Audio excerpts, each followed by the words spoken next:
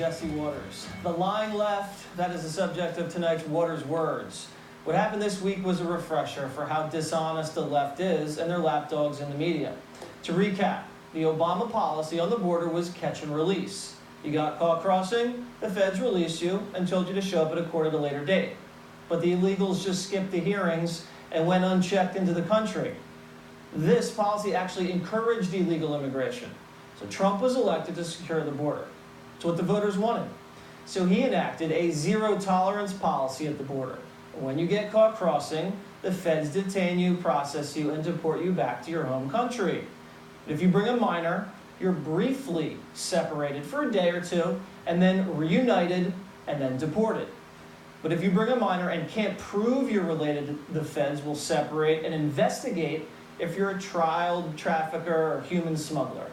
And if you bring a minor and claim asylum, the law says the feds can't hold a minor longer than 20 days, at which point they must send the child to a family member, a sponsor, or a foster family in the interior of the country until the asylum claims are adjudicated. And that can take forever. And that was a Clinton-era arrangement that was upheld by the liberal Ninth Circuit Court of Appeals. Obama did the same thing. Trump just did it at a higher rate because all border crossers now are being prosecuted. CNN asked Senator Baldwin about the hypocrisy.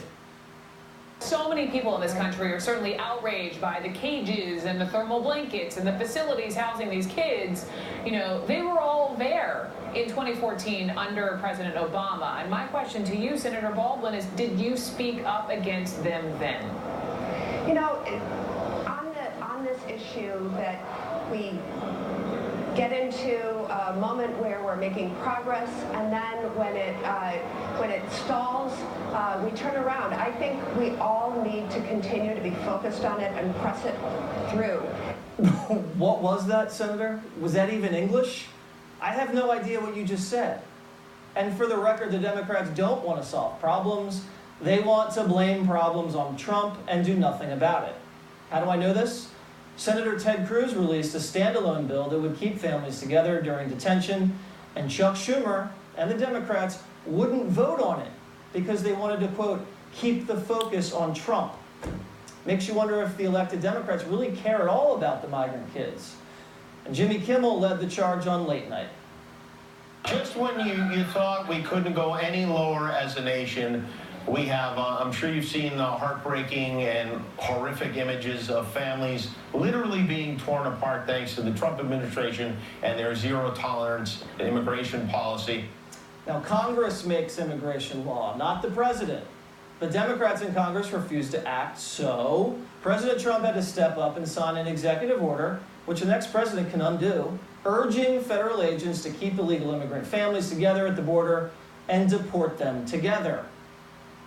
We're going to keep families together, but the border is going to be just as tough as it's been. Democrats don't care about the impact of uncontrolled migration on your communities, your schools, your hospitals, your jobs, or your safety.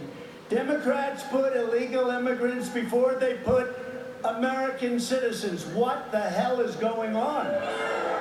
So families stay together and we still have a border.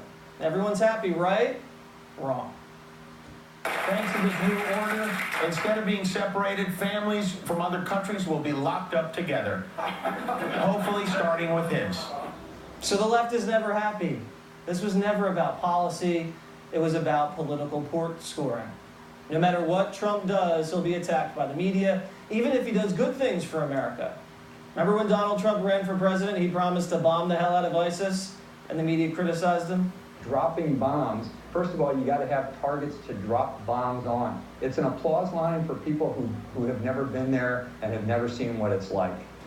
And when Trump defeated the ISIS caliphate, instead of reporting on his successful military strategy, here was the headline: 3/4 of unintentional civilian deaths in Iraq and Syria have occurred during the Trump presidency.